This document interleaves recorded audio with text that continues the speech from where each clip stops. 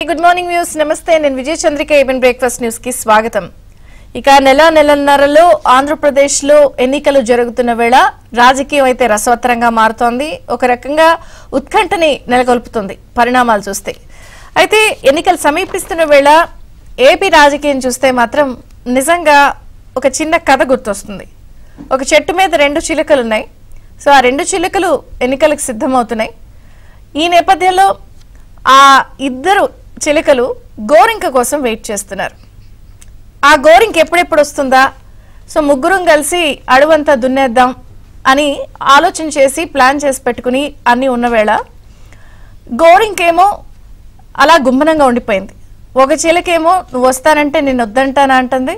ఇంకో చిలకేమో రారమ్మని ఆ గోరింకను అడుగుతోంది. చిలక మాత్రం ససేమీరా వస్తానని చెప్పటం లేదు, లేదా రానని చెప్పటం లేదు, గుంభనంగా చూస్తుంది.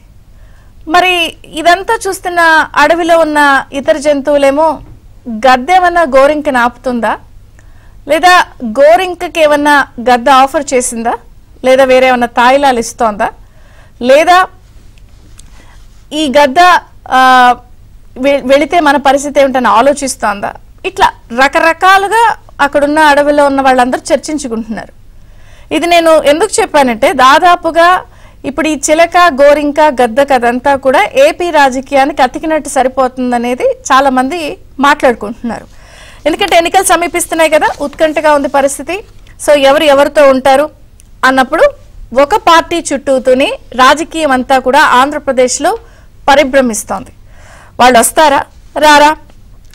ఎందుకోనంటే ఇప్పటికే టీడీపీ జనసేన అభ్యర్థుల్ని ఖరారు చేసింది. 118 సీట్లలో దాదాపుగా 99 మంది 94 ఇటు 5 అటు 99 మంది అభ్యర్థులను ప్రకటించేశారు. 57 సీట్లను పెండింగ్ లో ఉంచారు.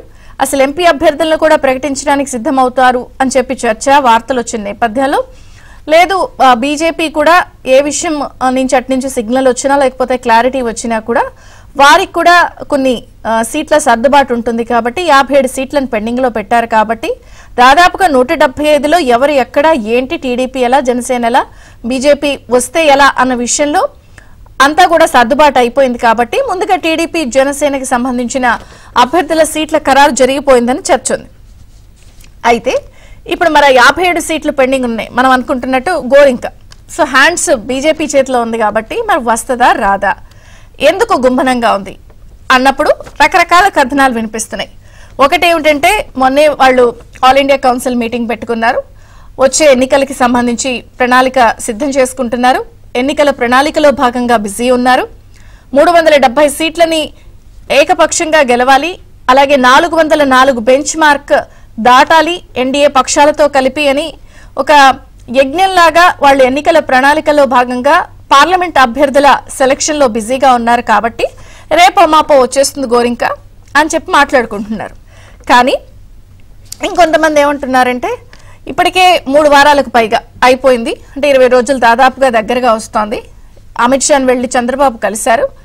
అయినప్పటికీ కూడా ఎన్డీఏలో చైర్మన్ అడిగారు, వీళ్ళు సిద్ధమయ్యారు. ఇక్కడ పవన్ కళ్యాణ్ కూడా ఆసక్తికరంగా చేసిన వ్యాఖ్యలు చాలా చర్చనీయాంశమయ్యాయి. నేను బీజేపీ పెద్దల్ని పొత్తు కుదిర్చే విషయంలో జాతీయ నాయకులతో చివాట్లు తిన్నాను, వాళ్ళని కాళ్ళు కూడా పట్టుకుని బతిమలాడాను, వాళ్ళు వస్తారని ఆశిస్తానని చేసినటువంటి వ్యాఖ్యలు కూడా చర్చనీయాంశమయ్యాయి. నిజంగా పొత్తు కుదిర్చే విషయంలో ఆయనంతా కాళ్ళు పట్టుకుని చివాట్లు తినాల్సిన పరిస్థితి వచ్చిందా అనేది ఇంకొక చర్చ. ఇటు టీడీపీ ఎన్డీఏలో జాయిన్ అయ్యేందుకు కూడా సంసిద్ధమైంది. 57 సీట్లను పెండింగ్ లో ఉంచారు. వస్తే ఎవరెక్కడ అన్న విషయంలో కూడా పూర్తి క్లారిటీతో ఉన్నారు. ఇప్పటికే వీళ్ళు అభ్యర్థులు ప్రకటించారన్న చర్చ జరుగుతున్న నేపథ్యంలో అసలు ఎవరితో ఉండబోతున్నారు, ఇంకా నెలన్నర సమయం కూడా లేని వేళ ఈ నాంచుడు ధోరణి ఏంటి, నిజంగా పార్లమెంట్ ఎన్నికల ప్రణాళికలో భాగంగా నిజంగా బీజేపీ బిజీగా ఉందా, ఎందుకు నాంచుడి ధోరణితో వెళ్తోంది, ఎందుకు గుంభనంగా ఉంది? అప్పుడు అమిత్ షాతో టీడీపీ అధినేత మాజీ ముఖ్యమంత్రి చంద్రబాబు నాయుడు భేటీ అయిన తరువాత రోజు ప్రధాని మోదీని జగన్మోహన్ రెడ్డి గారు కలిశారు. ఆ తర్వాత నుంచే కొంత స్తబ్దత, గుంభనం, నాంచుడి ధోరణి వచ్చింది. కాబట్టి అటు నుంచి ఎటువంటి సిగ్నల్ లేదు అన్నది ఇంకొక చర్చ. సరే, ఎవరి విశ్లేషణలు ఎవరి ప్రశ్నలు వాళ్ళు మాట్లాడుకుంటున్నారు, చర్చించుకుంటున్నారు. సమాధానం ఉంది కానీ ప్రశ్నలే చాలా వస్తున్నాయి. ఆ ప్రశ్నకి ఇందులో వచ్చినటువంటి ప్రశ్నల్లో ఏ ప్రశ్న కరెక్ట్ సమాధానం దొరుకుతుంది అంటే చాలా మంది ఈ వారంలో క్లారిటీ వచ్చేస్తుంది అంటున్నారు. అదే ఒక రకంగా చెప్పాలంటే యక్ష ప్రశ్నలు అంటారు కదా, సమాధానం ఉంటుంది కానీ చాలా టఫ్గా ఉంటుంది క్వశ్చన్ అని. నిజంగా ఈ 1,00,000 ప్రశ్నలుకి సమాధానం దొరుకుతుందా? అసలు ఢిల్లీలో ఏం జరుగుతోంది? ఎందుకు ఈ ఊగిసలాట? ఎవరన్నా లాగుతున్నారా, ఆగుతున్నారా, అడ్డుకుంటున్నారా అన్ని చర్చిద్దాం. మొత్తానికైతే ఎన్నికల వేళ చాలా రాజకీయ పరిణామాలు వేగంగానే మారుతున్నాయి. నిన్న కూడా మనం చూసాం, మా పొత్తు సూపర్ హిట్ చెడగొట్టేందుకే శతవిధాల జగన్ యత్నిస్తున్నారంటూ శ్రీకాకుళంలో చంద్రబాబు మాట్లాడారు. 8 మంది ఎమ్మెల్యేలపై ఎన్నికల ముంగిట అనర్హత వేటు పడింది. నిన్న అనంతపురంలో జరిగినటువంటి కాంగ్రెస్ సభలో కూడా ఆసక్తికరమైన వ్యాఖ్యలు షర్మిల జగన్ పై చేసింది. ఇంకొక పక్కన కడపలో ఈ భూమిని దోచేస్తున్నారు కడప మనుషులు వచ్చి అని మంత్రి ధర్మాన మాట్లాడటం సంచలనమైంది. అటు ఎన్నికల వేళ కుప్పంలో ఆయన నీళ్లు ఇవ్వటం, ఇంకొక పక్కన ఈ పొత్తు రాజకీయాలు తేలుతుందా తేలదా, ఎవరన్నా ఆపుతున్నారు? ఢిల్లీలో అసలు ఏం జరుగుతుంది? ఎన్ని అంశాలపై చర్చిద్దాం. మనతో పాటు జాయిన్ అయ్యారు ప్రముఖ రాజకీయ విశ్లేషకులు అర్చమిల్ శ్రీనివాసరావు గారు, టీడీపీ నుంచి BC federation V V Gurumurthy garu, BJP spokesperson Pudi Tirupathi Rao garu. అందరికీ స్వాగతం అండి. అర్చమిల్ గారు, మీతో ప్రారంభిస్తాను. దాదాపుగా 3 వారాలు 20 రోజులు దరిదాపుగా అవుతోంది. అమిత్ షా గారిని చంద్రబాబు గారు వెళ్లి కలిసి వచ్చారు. ఎన్డీఏలో చేరమని వాళ్ళు అడిగారు. అవునండి వీళ్ళు అన్నారు. చేరతామన్నట్టుగానే చర్చలు అయ్యాయి. 99 మంది అభ్యర్థులను టీడీపీ జనసేన కలిపిచ్చేసింది. ఒక 57 పెండింగ్ లో ఉంచారు. వాళ్ళ కోసమే అన్నది ఇంకొక చర్చ. సార్ వస్తారు, వారు వస్తారు అన్నది. ఏంటి గుమ్మనమైన పరిస్థితి? బీజేపీ నుంచి ఏం సమాధానం లేదు. ఇది ఎట్లా చూడాలి? తుఫాను ముందు వచ్చే ప్రశాంతత కింద చూడాలా, లేకపోతే సైలెన్సా? అందరికీ నమస్కారం అండి. మా మిత్రులు, స్నేహితులు, ఆప్తులు తిరుపతిరావు గారికి, గురుమూర్తి గారికి, మీకు అందరికీ నమస్కారం అండి. తర్వాత మీ చిలకల కథ చాలా బాగుందండి. Thank you. అలాగే నాకు ఈ వ్యవహారం చూస్తుంటే ఒక పాత సినిమాలో పాట గుర్తుకొస్తుందండి. ఎలా అంటే, ఒకటే హృదయం కోసము ఇరువురు పోటీ దోషము అనేదో ఒక పాట ఉంటుంది. అలాగా నిజంగానే అంటే మనం బీజేపీ పార్టీని ప్రజల కోణంలో ఆంధ్రప్రదేశ్ పబ్లిక్గా చాలా సాధారణ స్థాయి వ్యక్తులుగా ఆలోచించినప్పుడు వాళ్ళకి ఇక్కడ ఓటు బ్యాంక్ ఏమీ లేదు కదా, వాళ్ళు ఏ రకంగా వాళ్ళతోటి వీళ్ళు ప్రాకులాడుతున్నారు అనేటువంటి భావన కలుగుతూ ఉండేది. ఇప్పటికీ ఉందా ఆ అభిప్రాయం. అయితే మరి రాజకీయ పార్టీలుగా ఇంత అనుభవం ఉన్న 4.5 దశాబ్దాల రాజకీయ చరిత్ర ఉన్న చంద్రబాబు నాయుడు గారు కానీ, దాదాపు 10 ఏళ్ళు పైగా అనుభవం ఉన్న పవన్ కళ్యాణ్ గారు కానీ, జగన్మోహన్ రెడ్డి గారు కానీ, వీళ్ళందరికీ కూడా బీజేపీ పట్ల ఎందుకు అంత ఆపేక్ష అనేటువంటిది కొంచెం విచిత్రంగా అనిపిస్తూ ఉంది. ఇక మీరు చెప్పిన చిలకల కథల్లో ఆ 2 చిలకలు గోరింగ్ కోసం ఎదురు చూస్తున్నాయన్నమాట నిజం, వాస్తవం. అది ఇప్పుడు ఒకటి మాట్లాడుకున్నది. అయితే ఆ గోరింగ్కి ఏమన్నా ఒక గుంటనక్క మీద ప్రేమ ఉందేమో, లేకపోతే ఒక తోడేల మీద, లేకపోతే ఒక కాండము తొలిచే పురుగు మీద ఏమన్నా ఆసక్తి ఉందేమో అనేటువంటిది కూడా అనిపిస్తూ ఉంది. ఎందుకంటే మీ వ్యక్తిగతం నా అనిపిస్తుంది, పబ్లిక్గా చెప్తున్నాను నేను. అయితే ఇంకోటి ఏంటంటే, నా పర్సనల్ ఒపీనియన్ ఏంటంటే, అంటే ఏ రకమైన రాగద్వేషాలు, భావోద్వేగాలకు సంబంధం లేకుండా బీజేపీ పార్టీని ఒకనాటి అభిమానించిన వ్యక్తిగా చెప్తున్నాను. ఎలాగంటే, బీజేపీ తాలూకు రాష్ట్ర శాఖ ఉంది ఇక్కడ. వాళ్ళు ఖచ్చితంగా జగన్మోహన్ రెడ్డి అరాచకాల మీద పోరాడారు. అంటే కొంతమందిని విడిచిపెట్టండి, పూడి తిరుపతిరావు గారు కానీ, లేకపోతే ఇంకా కొంతమంది నాయకులు కానీ, సత్యకుమార్ గారు, వాళ్ళందరూ కూడా ఫైట్ చేస్తూ ఉన్నారు, గట్టిగా మాట్లాడుతున్నారు. ఆ అధ్యక్షురాలు కూడా ఫైట్ చేస్తూ ఉన్నారు, అనేక విషయాలు బయటకు తీసుకొచ్చారు.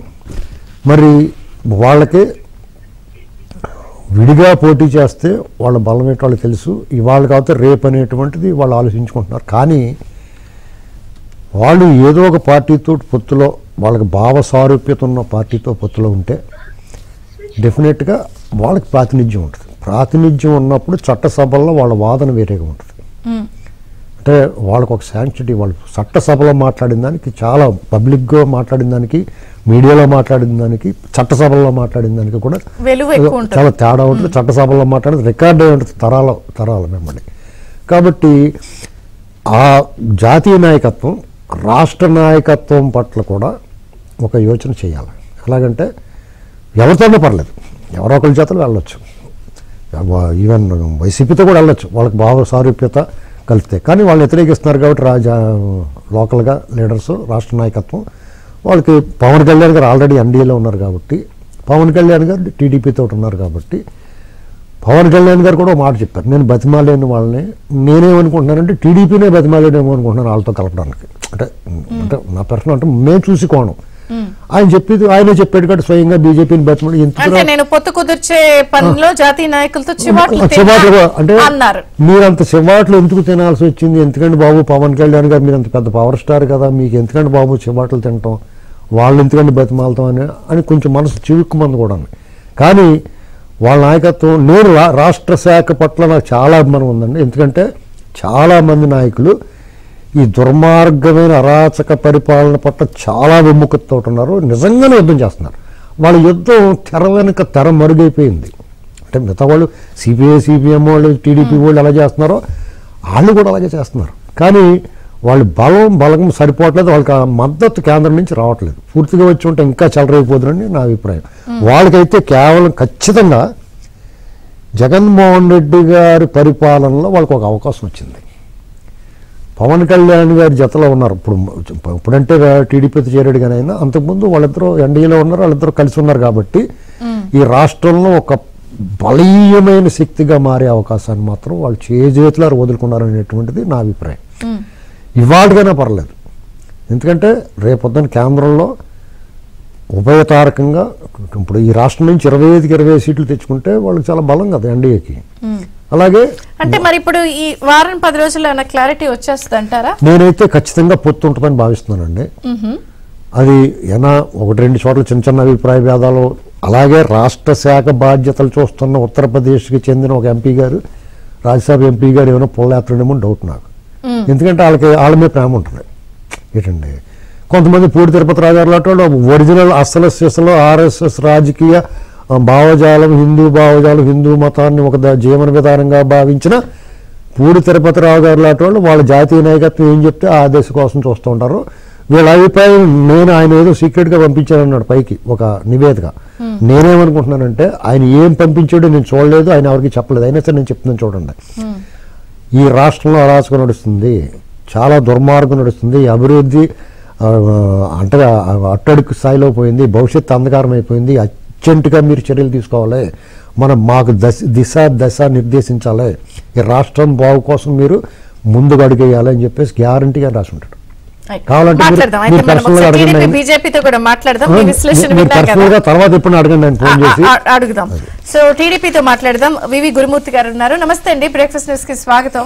సో మీ అధినేత అమిత్ షా గారిని కలిసి వచ్చి 3 వారాల పైచీలకు టైం అయింది, అభ్యర్థులను ప్రకటించేశారు. 94 మంది మీ సైడ్ నుంచి, 5 జనసేన ప్రకటించారు. సో నెక్స్ట్ లిస్ట్ కోసం వెయిటింగ్, అందరూ 57 పెండింగ్ లో ఉంచారు. ఏంటి అట్నుంచి సైలెన్స్ అయిపోయింది, ఇట్నుంచి వస్తే వద్దంటామా, రారమ్మని అంటున్నాం, ఇట్లాంటివి వినపడుతున్నాయి కానీ అట్నుంచి సౌండ్ లేదు, మీ దగ్గర నుంచి సౌండ్ లేదు. ఎప్పుడు క్లారిటీ వస్తుంది, మీకేమైనా సమాచారం ఉందా? నమస్కారం అమ్మా. మీకు ప్యానెల్లో ఉన్నటువంటి పెద్దలు తిరుపతిరావు గారికి, శ్రీనివాసరావు గారికి, ఏబిఎన్ వీక్షకులకి హృదయపూర్వక నమస్కారాలు. మరి ఇందాక మీరు కోవేల కథ చెప్పారు. ఎందుకంటే ఈ ఏదైతే చంద్రబాబు నాయుడు గారు, జగన్మోహన్ రెడ్డి గారు పొత్తు ఏదైతే ఉందో అది 5 కోట్ల ఆంధ్రుల యొక్క ఆకాంక్ష. ఎందుకు చెబుతానంటే ఈ మాట, ఆ రోజున పవన్ కళ్యాణ్ గారు కూడా చంద్రబాబు నాయుడు గారు జైల్లో ఉన్నప్పుడు బేషరతుగా వచ్చి నేను ప్రకటించేటువంటి ఈ పొత్తు ఈ రాష్ట్ర ప్రయోజనాల దృష్ట్యా, ఈ రాష్ట్ర ప్రజల యొక్క సంక్షేమం దృష్ట్యా, ఈ రాష్ట్రాన్ని కాపాడుకోవాల్సిన బాధ్యత కలిగిన వ్యక్తిగా తెలుగుదేశం జనసేన కలిసి వెళ్తాయని చెప్పి ఆయన రాజమండ్రి సెంట్రల్ జైలు దగ్గర పొత్తు ప్రకటించడం జరిగింది. మరి ఆ పొత్తులో భాగంగానే మొన్న మీరు చూశారు, 99 సీట్లు మా నాయకుడు చంద్రబాబు నాయుడు గారు, మా పవన్ కళ్యాణ్ గారు కలిసి సీట్లను కూడా ప్రకటించడం జరిగింది. ఆ సీట్లు ప్రకటించిన తర్వాత రాష్ట్ర వ్యాప్తంగా కూడా చాలా బ్రహ్మాండమైనటువంటి స్పందన వచ్చింది, అంతా కూడా హర్షించారు. అంతేకాదు అంతకుముందు కొంచెం స్తబ్దతగా ఉన్నటువంటి కేడర్ ఒక్కసారిగా ఉవ్వెత్తున లెగిసింది. ఇవాళ చూసుకుంటే తెలుగుదేశం అంటే మాది విన్నింగ్ టీం, జగన్మోహన్ రెడ్డిది కన్నింగ్ టీం. ఆ విధంగా మేము ముందుకెళ్తున్నాం. ఆయన వేసేటటువంటి వేషాలన్నీ కూడా పసిగడుతూ మేము ఖచ్చితంగా వెళ్తున్నాం. అయితే మీరు ఏదైతే చెప్పారో బీజేపీతో పొత్తు అనేది ఖచ్చితంగా, ఎందుకంటే ఇవాళ రాష్ట్రం పూర్తిగా పాడైపోయింది. ఇవాళ ఏదైతే పోలవరం కావచ్చు, రాజధాని కావచ్చు, కడప ఉక్కు కావచ్చు, రైల్వే జోన్ కావచ్చు, ఈ అంశాల విషయంలో మరి 2014 ముందు ఏ రకమైనటువంటి పరిస్థితులు ఈ రాష్ట్రంలో ఉన్నాయో అంతకన్నా దారుణమైన పరిస్థితుల్ని ఈ అధికారంలోకి వచ్చినటువంటి ముఖ్యమంత్రి జగన్మోహన్ రెడ్డి గారు మరి సృష్టించారు. దానివల్ల ఇవాళ రాష్ట్రం పూర్తిగా నాశనం అయిపోయింది. కాబట్టి అంతేకాకుండా మరి ఏదైతే మరి షెడ్యూల్ 9 లో మరి 2 లక్షల కోట్ల ఆస్తులు రావాల్సి ఉంది. వీటి గురించి ఎక్కడ ముఖ్యమంత్రి గారు కానీ వాళ్ళ ఎంపీలు కానీ వాళ్ళు కానీ ఏ రోజు కూడా మరి పోరాటం చేసినటువంటి పరిస్థితి లేదు. కాబట్టి మరి మేము ఎందుకంటే గతంలో ఎన్డీఏలో భాగస్వామ్యంగా ఉన్నాం. మరి ఆ రోజున కొన్ని పరిస్థితుల్లో మరి మేము బయటికి వెళ్ళినమాట వాస్తవం. మరి ఈ రోజున మాకు వాళ్ళకి సిద్ధాంతపరంగా కూడా కొంత దగ్గరగా సంబంధాలు ఉన్నటువంటి పరిస్థితులు ఉన్నాయి. అయితే ఈ పరిస్థితుల్లో పవన్ కళ్యాణ్ గారు కావచ్చు, మరి మొన్నే మరి అమిత్ షా గారు చంద్రబాబు నాయుడు గారిని పిలవటం జరిగింది. అందులో భాగంగానే మేము కూడా 99 సీట్లు ప్రకటించినప్పటికీ బీజేపీకి సంబంధించి కూడా కొన్ని సీట్లు ఇవ్వాల్సినటువంటి అవసరం ఉంది. కాబట్టి దానికి తగ్గట్టుగానే మా నాయకుడు ఈ లిస్ట్ ను ప్రిపేర్ చేశారు. అంటే ఇక్కడ ఏంటంటే మీరు ఏదైతే కోయిల్ గారు చెప్పారో ఇక్కడ మేము చాలా ఉత్సాహంగా, ఎందుకంటే చాలా మంది అనుకున్నారు చంద్రబాబు నాయుడు గారు ఇప్పుడు ఎక్కడ ప్రకటిస్తారు, ఆఖరి రోజు వరకు కూడా తాత్సార్యం చేస్తారనుకున్నారు. కానీ మా నాయకుడు మరి చెప్పారు, ఆయన కూడా 40 సంవత్సరాలు నా రాజకీయ జీవితంలో ఇంత ఎక్సర్సైజ్ నేను ఎప్పుడు కూడా చేయలేదని చెప్పారు. కొంచెం స్పీడ్ అయ్యి మొత్తం, ఎందుకంటే జగన్మోహన్ రెడ్డి ఒక పక్కన చూస్తున్నాం 7 సార్లు ప్రకటిస్తే కానీ 77 పేర్లు రాలా. ఆ 77 పేర్లు వచ్చిన తర్వాత ఎన్ని నిన్న కూడా కుప్పం వేదికగా ఆయన మళ్ళీ టార్గెట్ చేశారు కదా. ఒకటి ఈవెన్ పవన్ కళ్యాణ్ గారిని కూడా దాన్ని ఏమంటారు వ్యక్తిత్వ హననం చేస్తున్నారు ఆయన్ని. ఇంకొక పక్కన మరి మీ పాత మిత్రుడు కొత్త మిత్రుడుగా వస్తాడా రాడా అన్నదో సందిగ్ధం. అంటే నేను అనేది నెలన్నరకు ముందు ఇంకా ఇంత అస్పష్టత ఉంది కదా కొన్ని విషయాల్లో, ఎప్పట్లోగా క్లారిటీ రావచ్చు? ఇప్పుడు మాకైతే ఒక క్లారిటీ ఉంది. ఎందుకంటే ఖచ్చితంగా ఎందుకంటే ఈ రాష్ట్రంలో ఉన్న పరిస్థితులు నేను చెప్పాను, ఆ పరిస్థితుల దృష్ట్యా బీజేపీతో కలిసి వెళ్లాల్సిన అవసరం ఉంది. ఎందుకంటే కేంద్ర సహకారం ఈ రాష్ట్రానికి తప్పనిసరి. ఈ పరిస్థితుల్లోనే మేము బీజేపీతో కూడా కలిసి వెళ్లాలనేటువంటి ఆలోచన మా కేడర్ కానివ్వండి, మా నాయకత్వం గాని చేస్తా ఉంది. ఇంకో పక్కన అట్నుంచి సిగ్నల్ ఉందా అని అడుగుతున్నాను ఓపెనింగ్ నుంచి. ఖచ్చితంగా, ఎందుకంటే ఇవాళ ఆ బీజేపీ అనేది పెద్ద మరి జాతీయ స్థాయి పార్టీ. ఇవాళ మాది ప్రాంతీయ పార్టీ కాబట్టి మేము కొంచెం స్పీడ్ గా, ఎందుకంటే చంద్రబాబు నాయుడు గారు ఈసారి ఈ కార్యక్రమాలన్నీ కూడా ముందే ఆయన చేసుకుని కూర్చొని ఉన్నారు కాబట్టి వెంటనే ప్రకటించారు. మరి బీజేపీతో కూడా పొత్తు ఖచ్చితంగా ఖరారు అవుతుంది. ఖరారైన తర్వాత ఖచ్చితంగా మేము ఆ లిస్ట్ కూడా సెకండ్ లిస్ట్ కూడా వెంటనే ప్రకటించడానికి మేము సిద్ధంగా ఉన్నాం. తర్వాత మీరు చెప్పారు పవన్ కళ్యాణ్ గారి విషయంలో మరి ఇచ్చేస్తున్నారని.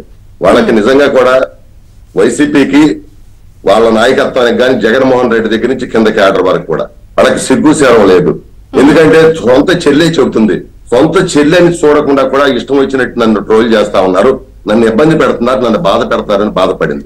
ఇవాళ పవన్ కళ్యాణ్ గారు ఏం తప్పు చేశాడండి? పవన్ కళ్యాణ్ గారు ఒక ఆయన మానవతావాది, ఒక క్రమశిక్షణ కలిగిన వ్యక్తిగా, మరి మా మాట మీద నిలబడేటువంటి వ్యక్తిగా ఆయన పొత్తు కావాలని ఆయన రాష్ట్ర ప్రజలను దృష్టిలో పెట్టుకుని 5 కోట్ల ఆందోళన దృష్టిలో పెట్టుకుని రాష్ట్రంలో ఉన్న పరిస్థితులను దృష్టిలో పెట్టుకుని ఓటు చీలకూడదని చెప్పి ఆయన అన్న మాటకి కట్టుబడి ఉంటాడు. ఇవాళ వీళ్ళందరూ మాట్లాడుతా ఉన్నారు, ఈ అంబటి రాంబాబు గారు కావచ్చు, పేరు నాని కావచ్చు, గుడివాడ అమర్నాథ్ గారిని కానీ ఏదేదో మాట్లాడుతా ఉన్నారు. ఏమయ్యా బాబు మాకు అర్థం అవట్లేదు. మరి ఆ రోజున ఇవాళ ఇన్ని మాటలు మాట్లాడుతున్నారు, ఏదో అన్యాయం జరిగిపోయింది అంటున్నారు, కాపులకి అన్యాయం జరిగిందని కూడా మాట్లాడుతా ఉన్నారు. మరి కాపు 5% కాపులకు 5% రిజర్వేషన్ పోతా ఉంటే ఎందుకు మాట్లాడలేదు వీళ్ళు? కాపు కార్పొరేషన్ నిర్వీర్యం అయితే ఎందుకు వీళ్ళు మాట్లాడలేదు?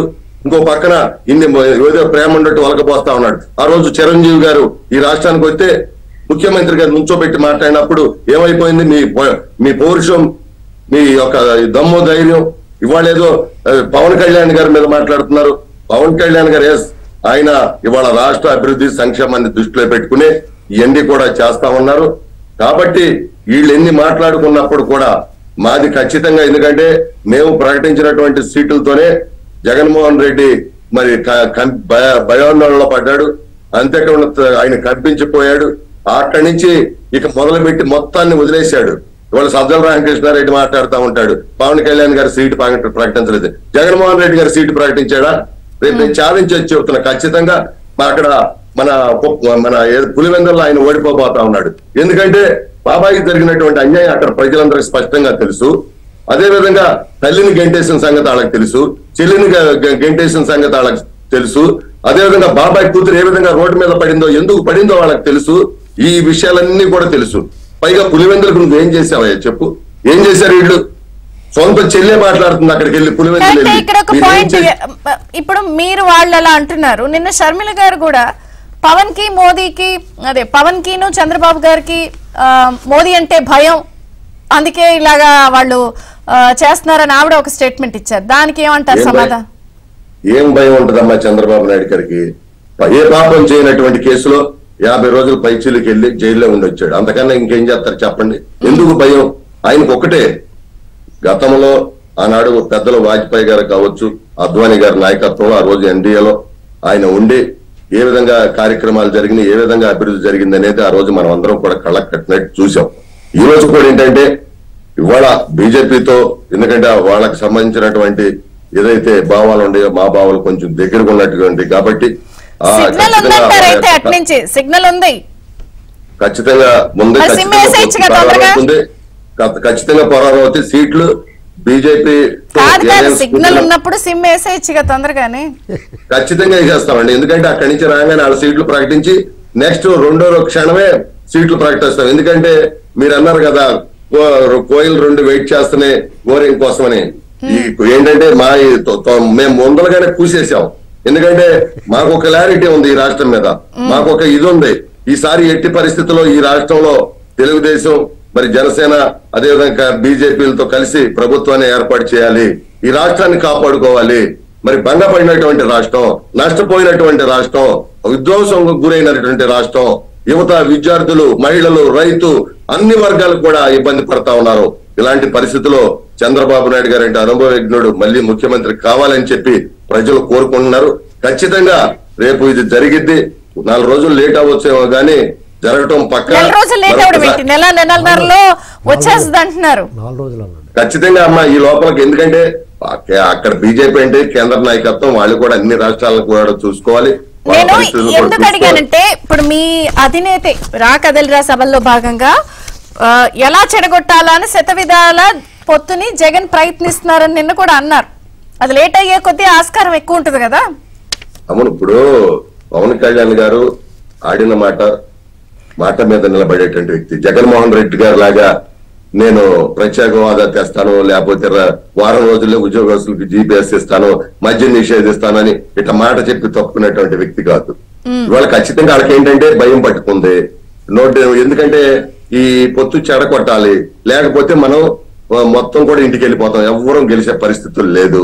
లేకపోతే మరి ఒక 5-6 నెలల క్రితం, సంవత్సరం క్రితం 175కు 175 అని చెప్పి తొడలు కొట్టినటువంటి వీళ్ళు అసలు ఎవరు ఇటు మారుతున్నారో, ఎవరిని ఎక్కడ పెడుతున్నారో, ఎవరు వెళ్తున్నారో, ఎవరు వస్తాను. ఎందుకంటే కొన్ని విషయాలు అట్నుంచి కూడా అసలు గోరింక మనసులో. బీజేపీ నుంచి స్పోక్స్ పర్సన్ పూడి తిరుపతిరావు గారు ఉన్నారు. నమస్తే అండి పూడి తిరుపతిరావు గారు, బ్రేక్ఫాస్ట్ న్యూస్ కి స్వాగతం. నేను సూటిగా సుత్తి లేకుండా స్ట్రైట్ గా అడిగేస్తాను క్వశ్చన్. ఏంటి ఎన్నికల ప్రణాళికలో భాగంగా ఏపీ విషయంలో మీ ప్లాన్ ఏంటి? అంటే ఎలక్షన్స్ కి ఎలా ప్రిపేర్ అవుతున్నారు? సోలోగానా లేకపోతే అలయన్స్ లో భాగంగా ప్రిపేర్ అవుతున్నారా?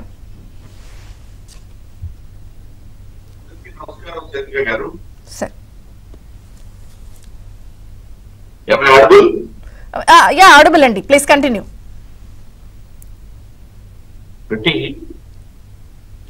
భారతీయ జనతా పార్టీ కాదు, ఏ రాజకీయ పార్టీ అయినా సరే ఎన్నికల్లో విజయమే పరమావధిగా పనిచేస్తుంది.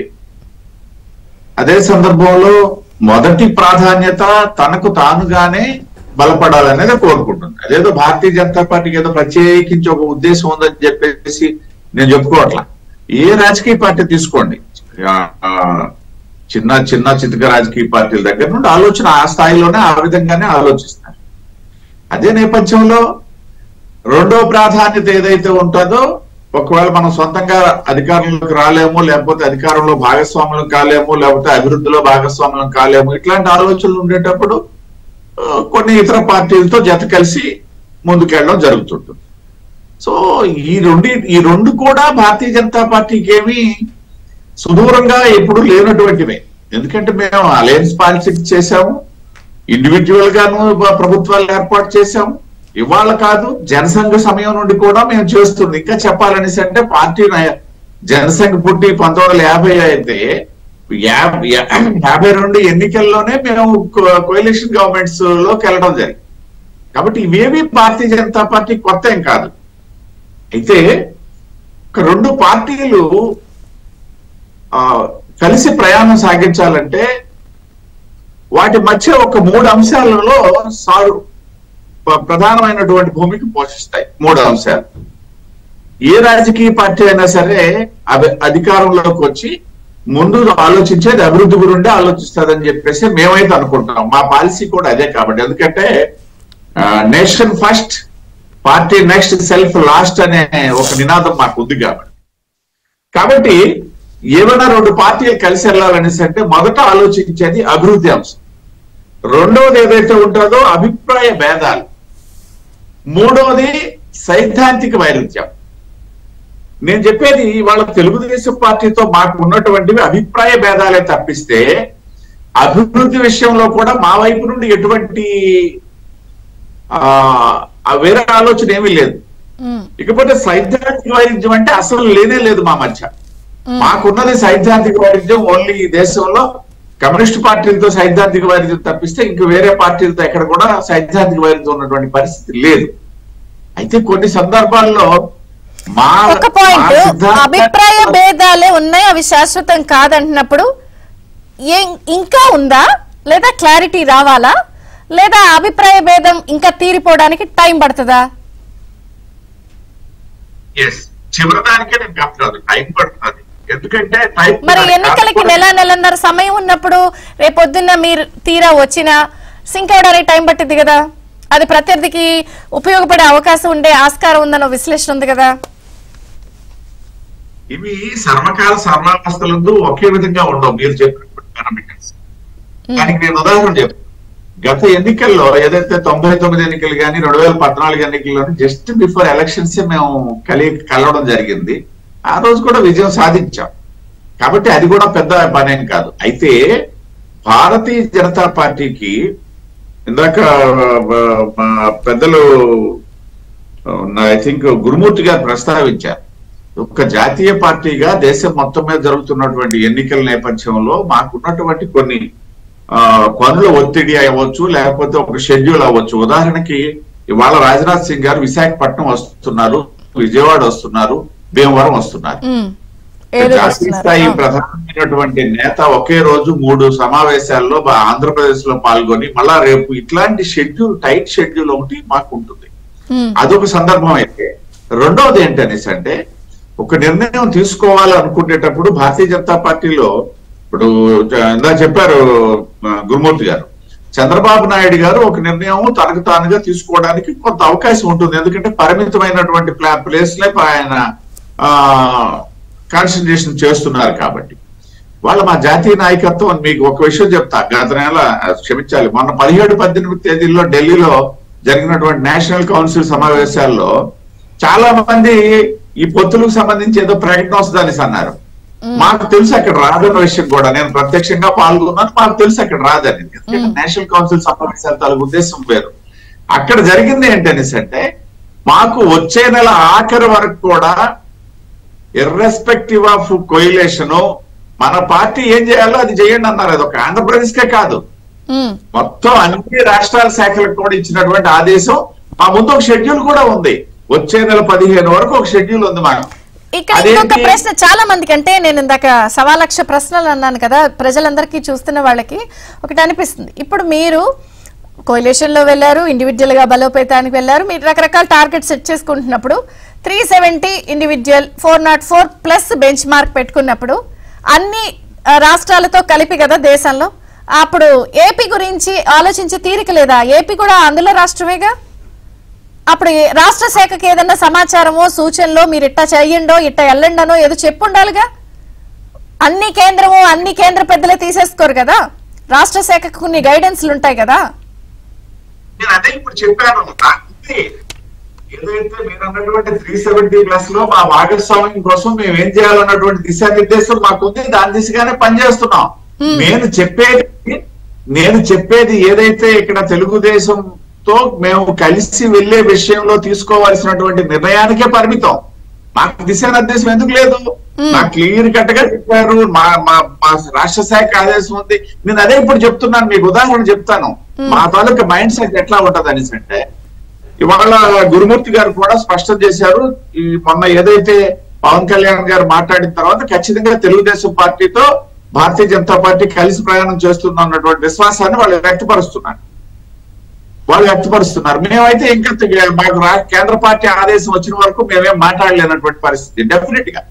కానీ ఇటువంటి పరిస్థితుల్లో కూడా 99 సీట్లు ప్రకటించినటువంటి సందర్భంలో కూడా ఆ 99 దగ్గరలో కూడా ఏదైతే గత వారం రోజులుగా కార్యక్రమాలు నిర్వహిస్తున్నటువంటి ప్రజాపోర్ అనే కార్యక్రమం, దానికి ఒక రోజు ఖర్చు 25,000 నుండి 30,000 ఉంటుంది. ఏది మా భారతీయ జనతా పార్టీ స్టైల్లో పెట్టుకునే ఖర్చు, చద్దన్నం తినుకొని చద్దన్నం మూట కట్టుకుని వెళ్ళిపోయే ఖర్చు అంటారు దాన్ని.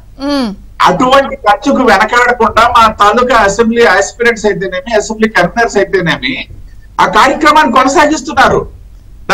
నా సీటు తెలుగుదేశం ప్రకటించేసింది, నా సీటు జనసేన ప్రకటించేసింది అని చెప్పేసి ఏ ఒక్క నాయకుడు కూడా ఇవాళ కార్యక్రమాన్ని చేయకుండా విత్డ్రాల్ అవ్వాలా, కొనసాగిస్తున్నాం.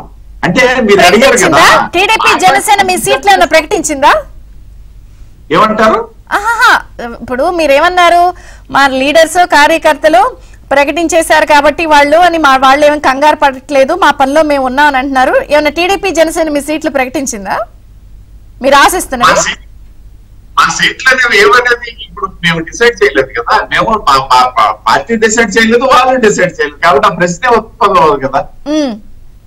ఇప్పుడు మా సీట్లు అనేవి ఏంటి, గతంలో పోటీ చేసిన సీట్లా లేకపోతే అంతకు ముందు పోటీ చేసిన ప్రణాళికలో భాగంగా ఉన్నారు మీరు అంటూ మీ పార్టీ స్టైలు, మీ విధానం, ఒక సిద్ధాంతం, ఒక ప్రొసీజర్ ఉంటున్నప్పుడు ఎందుకని కొంత క్లారిటీ ఇవ్వచ్చు కదా. అంటే నేను అనేది ఇప్పుడు మీతో పొత్తులో ఉన్నటువంటి పవన్ కళ్యాణ్ గారు జాతీయ నాయకులతో చివాట్లు తిన్నా అన్నంత స్టేట్మెంట్ అనేది బిగ్ స్టేట్మెంట్ కదా. అంత చివాట్లు పెట్టేంత ఏం జరిగింది? ఎందుకు చివాట్లు పెట్టారు పవన్ కళ్యాణ్ గారిని? ఆయన పొత్తే కదా అడిగింది, మీరు చివాట్లు ఎందుకు పెట్టారు? ఆయన అన్నారుగా నన్ను జాతీయ నాయకులు చివాట్లు పెట్టారని. అంటే మీరు జనరల్ గా ఒక పాయింట్ సార్, ఎవరినన్నా సరే ఒక వ్యక్తుల్ని చివాట్లు తిన్నాను, నేను గాళ్ళు పట్టుకున్నాను అని అంటే అవతల ఒప్పుకోవట్లేదని. అలాంటి సందర్భాల్లోనే మనం చివాట్లు తింటాం, లేదా అయ్యో బాబా బాబా అంటాం. అట్లాంటి పరిస్థితి వచ్చిందా?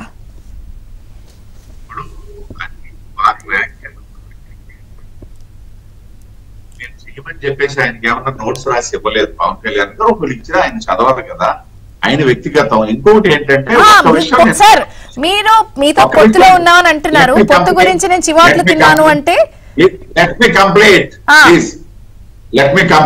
అది చాలా కీలకమైనటువంటి అంశము, నాకు కంప్లీట్ చేయనివ్వండి. చెప్పండి. మీరు ఏదో ఒకటి మాట్లాడేసిన తర్వాత దానికి ఆన్సర్ చెప్పక ముందు మాట్లాడొద్దు. నేనేం చెప్తున్నానంటే కొన్ని సెన్సిటివ్ అనే ఇష్యూస్ ఉంటాయి. పవన్ కళ్యాణ్ గారి ఆయన సొంతంగా మాట్లాడింది, మేమేమి స్క్రిప్ట్ రాసి ఆయనకి ఇచ్చి మాట్లాడండి అని చెప్పినటువంటి. తిరుపతి గారు ప్లీజ్ కంటిన్యూ. అది ఈ జాతీయ నాయకులతో చివాట్లు తిన్నా అన్నది అసలు చాలా చర్చనీయాంశమైంది పొత్తు అంశంలో.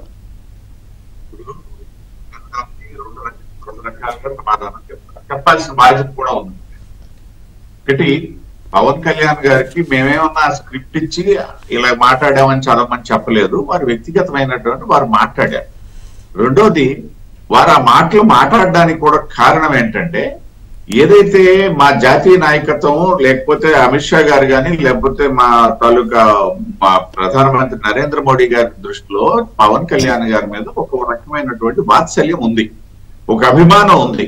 ఆ అభిమానం నేపథ్యంలో వారు ఏదన్నా మాట్లాడితే వీరు ఓపెన్ అయ్యారేమో తప్పిస్తే మేమెవరు ఓపెన్ అయ్యేలా మాట్లాడమని చెప్పలేదు. ఇంకోటి ఏంటంటే, ఈ పాదాభివందనాలు అనేవి కూడా మా కల్చర్ లో లేదు. నేను చెప్తున్నా, నేను 25 ఏళ్లుగా ఏ రోజు మా నాయకులకి ఎవరికి పాదాభివందనం చేసినటువంటి పరిస్థితి లేదు. ఎప్పుడన్నా మా పివి చలపతిరావు గారు లాంటి ఒక పెద్ద వ్యక్తికి ఎప్పుడన్నా ఒకసారి ఆశీస్సులు తీసుకుంటాం తప్పిస్తే మాకు ఈ పాదాభివందనాల కల్చర్ కూడా లేదు.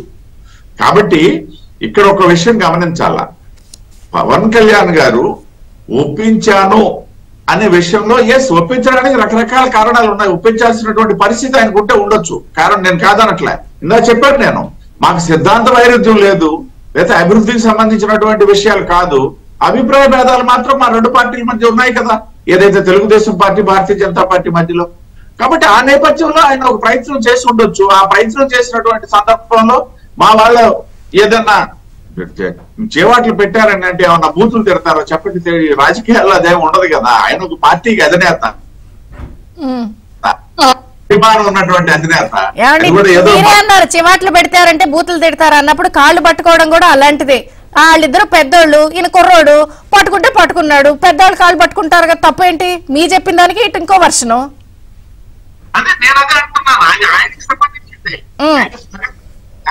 వ్యాఖ్యానించాల్సిన అవసరం లేదని చెప్పారు.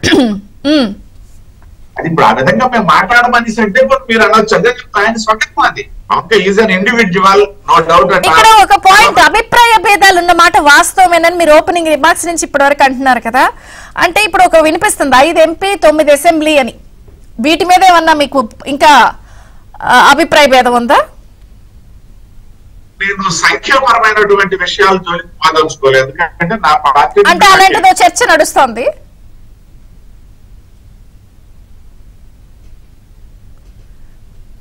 యా మళ్ళీ ఫ్రీజ్ అయింది, మాట్లాడతాను. సో ఆర్ట్స్మిల్ గారు విన్నారు కదా ఇద్దరు వర్షన్స్. సో మీకేమనిపిస్తుంది అంటే రాబోయే రోజుల్లో ఇక ఒక క్లారిటీ వచ్చేసి అనుకుంటారా? ఇప్పటికే అంటున్నారు అభిప్రాయ భేదాలు ఉన్నాయి. సో పవన్ వచ్చిన మాట వాస్తవమే. ఇప్పుడు యాక్చువల్గా నేనైతే ఒక సాధారణ పౌరుడిగా, సగటు పౌరుడిగా ఇప్పుడు జరుగుతున్న రాజకీయ వాతావరణం ఇవన్నీ చూసిన తర్వాత బీజేపీతో గ్యారంటీగా పొత్తుంటుంది అనుకుంటున్నాను. ఎందుకంటే పవన్ కళ్యాణ్ గారి మాటలు కానీ, ఇటు టీడీపీ వర్గాల నుంచి మాటలు కానీ వింటుంటే. అయితే నాకు ఇప్పటికీ అర్థం కాని విషయం, చాలా ఇదిగా ఉన్న విషయం ఏంటంటే, పవన్ కళ్యాణ్ గారు ఎందుకు బతిమాలాలి? టీడీపీ ఏం తప్పు చేసింది? బీజేపీ ఏమి బెట్టి చేస్తున్నారు? ఎందుకు బెట్టి చేస్తున్నారు? వాళ్ళు ఇక్కడ తిట్లు తినేంత తప్పు ఇప్పుడు వాళ్ళని కలవమంటే వాళ్ళ నీకు ఎందుగా అన్నట్టుగా ఎందుకు అంత గదమాల్సి వచ్చింది, కఠినంగా ఎందుకు మాట్లాడాల్సి వచ్చింది? వాళ్ళు ఏం తప్పు? వాళ్ళిద్దరూ పూడి తిరుపతిరావు గారు చెప్పినట్టుగా సహజ మిత్రులు, భావ సారూప్యత ఉంది. వాళ్ళు ఎప్పుడు కలిసి పనిచేసినా కానీ అందంగా అధికారంలోకి వచ్చారు, ఒకే ఒకసారి 2004లో తప్ప. ఏంటండి, అలాగే గతంలో ఎన్డీఏ కన్వీనర్ చంద్రబాబు నాయుడు గారు, వాజ్పేయి గారు, అద్వానీ గారు, వాళ్ళందరితో చాలా ఉన్నారు. ఇప్పుడు ఒక బీజేపీ, ప్రస్తుత బీజేపీలో ముఖ్యమైన పదవుల్లో ముఖ్యమైన పాత్ర వహిస్తున్న వాళ్ళు కొద్ది మంది తప్ప rest of all Chandrababu Naidu గారితో చాలా సన్నిహిత సంబంధాలు ఉంటాయి. అది మా అందరికీ మేము గత చరిత్ర అంతా చూస్తున్నాం కాబట్టి తెలుస్తుంది. అలాగే బీజేపీని కూడా తక్కువగా చెప్పలేము మనం, ఎందుకంటే తక్కువ అనట్లేదు. వారు వచ్చారు, వాడిని కంప్లీట్ చేయనిద్దాం ఒకసారి. పూడి తిరుపతిరావు గారు చెప్పండి సార్, ఇందాక మీది బ్రేక్ అయింది, ప్లీజ్ కంప్లీట్.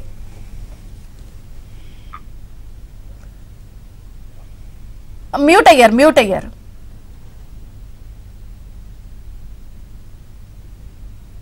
5 ఎంపీ 9 అసెంబ్లీ అన్న చర్చ మీద మంది ఆడుస్తోంది, సంఖ్య వెళ్ళనన్నారు. అభిప్రాయ భేదం అదే అని అంటున్నాం. సంఖ్యాపరమైనటువంటి చర్చ ఎక్కడ ఉన్నదని మేము భావించట్లేదు. సంఖ్యాపరమైనటువంటి చర్చ ఉన్నట్లయితే అది ఈసరికే మాకు దానికి సంబంధించినటువంటి సూచనలు కూడా వచ్చేవి. నేను ముందుగా చెప్పినట్టు ఈ సంఖ్యలు కూడా ఇవేంటంటే గాలి కబుర్లుగానే మేము తీసి పారేస్తున్నాం. ఎందుకంటే ఒక్కొక్క రోజు ఒక్కొక్కటి వస్తున్నాయి. నాకు చాలా మంది ఏమంటారు, ఇప్పుడు మిగిలిపోయినటువంటి సీట్లు ఏదైతే ప్రకటించకుండా ఉన్నటువంటి సీట్లు అంటే 119 అనుకుంటాను, 119 మిగిలినవన్నీ భారతీయ జనతా పార్టీ కోసం ఉంచారేటో అన్నటువంటి 118 ప్రకటిస్తే 57 పెండింగ్ ఉన్నాయి. 118 ప్రకటించారు, 57 పెండింగ్ ఉన్నాయి. అదే దానికి సంబంధించి చాలా మంది చెప్తున్నారు మీకోసమే ఉంచారని చెప్పి. దాన్ని మేము విశ్వసిస్తామా? ఎందుకంటే మా కేంద్ర పార్టీ నుండి మాకు సూచన రావాలా. విశ్వసించిన పాయింట్ ఏంటి? పవన్ కళ్యాణ్ కూడా 24 సీట్లు నేను అందుకు తీసుకున్నానంటే బీజేపీ కూడా వచ్చి జాయిన్ అవుతుంది కాబట్టి నేను ఇంతే అని చెప్పారుగా.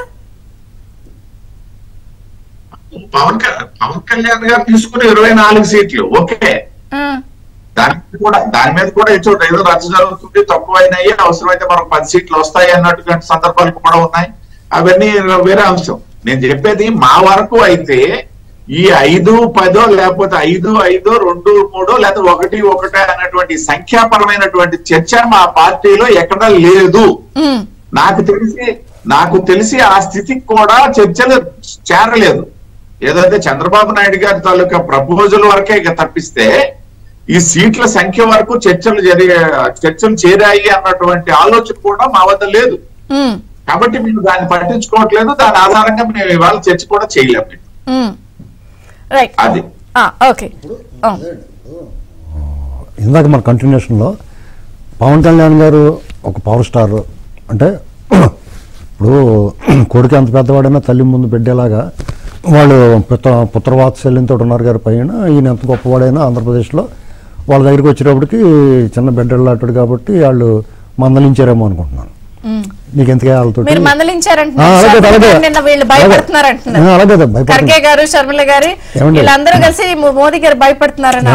రకరకాలుగా మాట్లాడతారండి. ఇప్పుడు పవన్ కళ్యాణ్ గారిని మందలించాల్సిన అవసరం ఉంది. సాధారణంగా బిడ్డలు ఏమంటారంటే నువ్వు మంచివాడు కాదు. మా నాన్నగారు ఏమనేవారంటే మా ఊళ్ళో కొంతమంది బ్రాహ్మణులు ఉండేవారు ఫ్రెండ్స్, నా ఫ్రెండ్స్.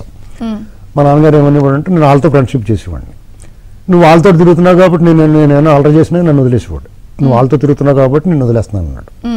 అలాగా సజ్జన సాంగత్యం ఆహ్వానిస్తారు ఇంట్లో. కానీ ఇక్కడ విచిత్రంగానే సజ్జన సాంగత్యాన్ని వద్దు, దుష్టజన సాంగత్యంలో ఉందామని దొంగలతో ఉందామని చెప్తున్నారు. అదే అలాగే కదా వాతావరణం. అప్పుడు బతిమాలాల్సిన అవసరం ఏంటి? ఇక్కడ ఒక చర్చ ఉంది. ఏమని? ఒకసారి పక్క రాష్ట్రానికి తెలంగాణకు వెళ్దాం. తెలంగాణ రాష్ట్రంలో అప్పట్లో మన ఎలక్షన్స్ టైంలో కాంగ్రెస్ పార్టీ అప్పుడున్నటువంటి సిట్టింగ్ గవర్నమెంట్ బీఆర్ఎస్ బీజేపీ ఒకటే అని చెప్పి అన్నారు. లేదు మేమిద్దరం వేరు మాకేం సంబంధం అని వీళ్ళిద్దరూ కాసేపు కొట్టుకున్నారు. నువ్వంటే నువ్వు, బీఆర్ఎస్ బీజేపీ అసలు ఏ స్థాయిలో 1-1 వెళ్తే కాంగ్రెస్ ఏం చేసింది? ఢిల్లీ లిక్కర్ స్కామ్ లో మరి కవితను ఎందుకు అరెస్ట్ చేయలేదు? మీరు మరి ఒకటి కానప్పుడు కాదా అని చెప్పి అలా పెట్టి ప్రజలు దాన్ని నమ్మారు. అంటే ఇప్పుడు ఇమీడియట్ గా టీడీపీ జనసేనతో వచ్చేస్తే జగన్ గారి మీద చర్యలు ఏమని అడుగుతారని, అది కూడా ఒక కారణం అనుకోవాలి. అలా కాదండి. ఇప్పుడు అవినాష్ రెడ్డి గారు బయట ఉండకూడదు, ఎందుకంటే మీరు చట్టాన్ని తన పని తాను చేసుకోనేమని అడుగుతారు. వీళ్ళు ఎక్స్ట్రా ఏం అడగరు. వీళ్ళు ఏమంటారంటే చట్టము రాజ్యాంగము తన పని తాను చేసుకునేమండే, మీ సహకారం డెఫినెట్గా అడుగుతారు, సహకారం కోరతారు. ఎందుకంటే వాళ్ళ చేతిలో మొత్తం సిస్టమ్ ఉంది. ఎవరు ఏమన్నా కానీ వాళ్ళు అదుపు చేస్తున్నారు. వాటిని అన్నిటిని వాళ్ళు గదిలో పెట్టి తాళం వేశారు. అవసరమైనప్పుడు తాళం తీస్తారు. ఇది ఏమని అనుకునేవాడి. బీజేపీ పట్ల మన కోపం ద్వేషం లేదు, జరుగుతున్న పరిస్థితిని చెప్తా ఉన్నాం. కాబట్టి వాళ్ళ సహకారం వీళ్ళకి అవసరం. ఓట్ల పరంగా డెఫినెట్గా నేను ఒక మాట చెప్పదలుచుకున్నాను.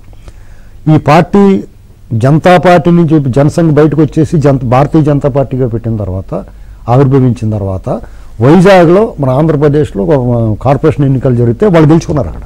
అంటే వాళ్ళకి ఇక్కడ ఏమీ లేదని మనం వీటో చేసేయం. కానీ అనంతరం తెలుగుదేశం ఆవిర్భవించిన తర్వాత కాంగ్రెస్కి అసలు ప్రత్యర్థి టీడీపీ అనుకున్నారు. కాబట్టి ప్రజలందరూ టీడీపీ వైపు అప్పటి నుంచి ఆనాటి పరిణామం. అప్పటి నుంచి కూడా బీజేపీ టీడీపీ సహజమిత్రులుగా ఉన్నారు. అనేక సందర్భాల్లో కలిసి పనిచేశారు. అయితే ఇప్పుడు వ్యక్తులు మారారు. టీడీపీలో మారలేదు. చంద్రబాబు నాయుడు ఆనాడు ఎన్డీఏలో ఉన్న చంద్రబాబు నాయుడు గారు ఉన్నారు, కానీ బీజేపీలో మాత్రం మారారు. ఆనాడున్న మహానుభావులు వయసు అయిపోవడం వాళ్ళు పక్కకి వెళ్ళిపోయారు. వాళ్ళందరూ లేకపోతే తోసేసారు పక్కకే. వీళ్ళు వచ్చారు. ఇప్పుడు వచ్చిన తర్వాత వాళ్ళకి నచ్చదు. ఇప్పుడు మనుషులతో పాటు భావాలు కూడా మారుతాయి, అభిప్రాయాలు మారుతాయి. కొంతమందికి మంచి వాళ్ళు ఇష్టం, కొంతమందికి దొంగోళ్ళు ఇష్టం ఉంటుంది. ఇప్పుడు సమాజం మారింది. ఇప్పుడు అర్జున్ రెడ్డి సినిమాలు యానిమల్ సినిమాలు కేజీఎఫ్లు చూస్తారు. ఒకప్పుడు శంకరాభరణాలు అవి చూసేవారు. ఇప్పుడు వాళ్ళకి ఎటువంటి గడ్డం పెంచుకుని దొంగోళ్ళ ఉండి ఆస్తులు దోపిడీ చేసి భూములు కొల్లగొట్టేసి లక్షల కోట్లు కొల్లగొట్టినట్టు హీరోయిజం కింద కనపడుతున్నారు. కాబట్టి డెఫినెట్ గా మనం వాళ్ళు తప్పట్లేదు. గురుమూర్తి గారు ఏం చెప్తారా? అసలు ఏంటి, అసలు ఏమన్నా క్లారిటీ వస్తుందా? అభిప్రాయ భేదాలు ఉన్నాయి, అవి తేలాలి. తిరుపతిరావు గారు చెప్పినట్టు అభిప్రాయ భేదాలు ఉన్నాయి. అవి కూడా వ్యక్తిగతం ఏం కాదు కదా. రాష్ట్రం కోసం ఆ రోజున ఉన్నటువంటి పరిస్థితిలో చంద్రబాబు నాయుడు గారు చేశారు, పోరాటం చేశారు. ఇవాళ ఈ రాష్ట్రంలో మళ్ళీ ప్రస్తుతం ఉన్నటువంటి పరిస్థితుల్లో ఖచ్చితంగా జనసేన తెలుగుదేశం కలిసి వెళ్తున్నాయి. దాంతో పాటు కూడా బీజేపీ ఖచ్చితంగా కలిసి వస్తుంది. ఎందుకంటే గతం నుంచి చూసుకున్నట్టే కూడా శ్రీనివాసరావు గారు చెప్తారు, ఆ రోజున పెద్దల వాజ్పేయి గారు కానివ్వండి, అద్వానీ గారు కానివ్వండి, ఎంతో మంది పెద్దల యొక్క సాన్నిధ్య సంబంధాలు ఆనాటి నుంచి ఎన్టీ రామారావు గారి దగ్గర నుంచి కూడా ఈ పార్టీ తెలుగుదేశం బీజేపీ కూడా సంబంధాలు ఉన్నటువంటి పార్టీ. తెలుగుదేశం పార్టీ కూడా దేశ చరిత్రలో ఎన్డీఏకి పూర్తి సహాయ సహకారాలు ఇస్తూ దేశ అభివృద్ధిలో కూడా మా వంతు పాత్రను ఆనాడు నిర్వహించాం.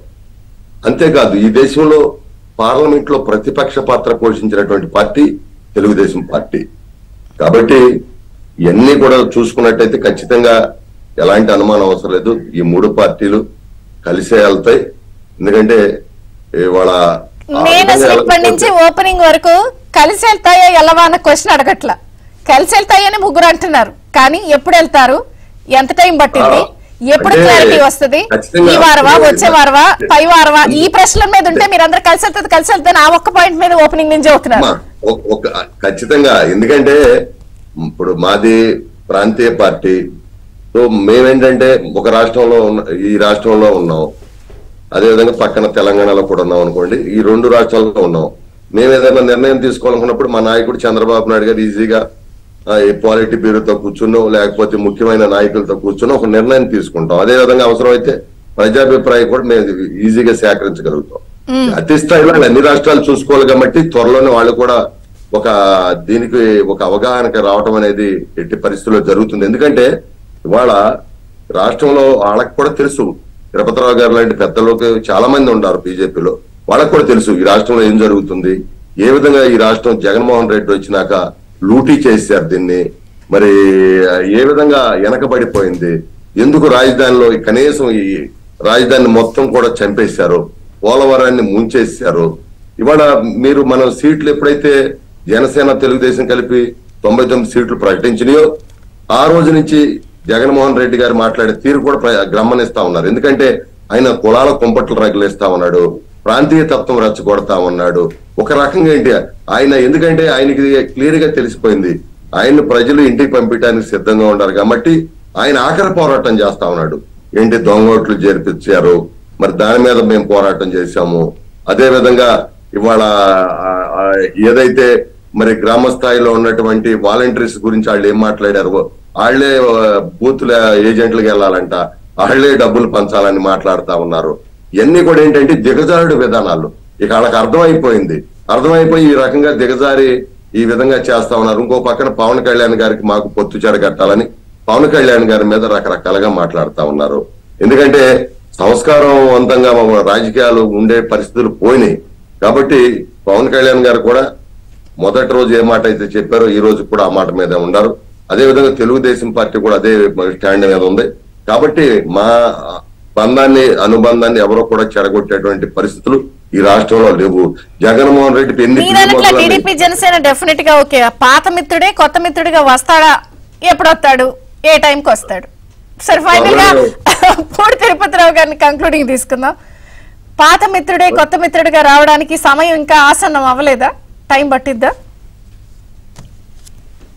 ఒక విషయం నేను స్పష్టం చేస్తాను. గురుమూర్తి గారు చెప్పినట్టుగా నేను ముందు చెప్పాను, ఆ విషయాలు కూడా వారు మాట్లాడారు. ఏ నిర్ణయం తీసుకోవాలన్నా సరే మాకున్నటువంటి ఇప్పుడు తెలుగుదేశంలో ఎలాగైతే 2 రాష్ట్రాలకి వాళ్ళు పనిచేస్తున్నటువంటి సందర్భంలో నిర్ణయాలు తీసుకునే పాలిట్ బ్యూరోలో ఎంతమంది సభ్యులు ఉంటారో మాకు కూడా పార్లమెంటరీ బోర్డులో అంతే మంది సభ్యులు ఉంటారు. కానీ ఇక్కడ 2 రాష్ట్రాల నిర్ణయమే వారు తీసుకుంటే సరిపోతుంది కాబట్టి వాళ్ళకి తేలికైంది వారే చెప్పారు. మేము తీసుకోవాల్సింది జాతీయ స్థాయిలో అన్ని రాష్ట్రాల్లో ఏపీ వంతు ఎప్పుడని, ఇన్ని రాష్ట్రాల్లో ఏపీ వరకు ఇంకా టైం పట్టిద్దా? మీరు గమనించండి, ఒక్క విషయం గమనించండి. నేను చెప్పేది ఇటువంటి పరిస్థితులు ఉన్నటువంటి ఏ రాష్ట్రంలో కూడా మేము ఇప్పటి వరకు డెసిషన్ ఇవ్వాల. అన్ని రాష్ట్రాలకి ఒకేసారి జరుగుతుంది. ఖచ్చితంగా ఎన్నికలకి అయితే మాత్రం క్లారిటీ వస్తుంది. ఎన్నికలే కదా పరమావధి, ఎన్నికల్లోనే కదా కలిసి పని చేయాలి. డెఫినెట్ గా జరుగుతుంది. లేదు సమయాభావం అంటారా, అది మాకు పెద్ద ఇబ్బంది ఏమీ కాదు. నేను అదే చెప్పాను, మా దాంట్లో కూడా సీట్లు రాకపోతే విచారించిన వాళ్ళు ఎవరు ఉండరు. 2014లో నా సీటు పోయింది అనేసి అంటే ఇవాళ నేనేం పనిచేయడం మానేలేదు, పార్టీ మారిపోలేదు.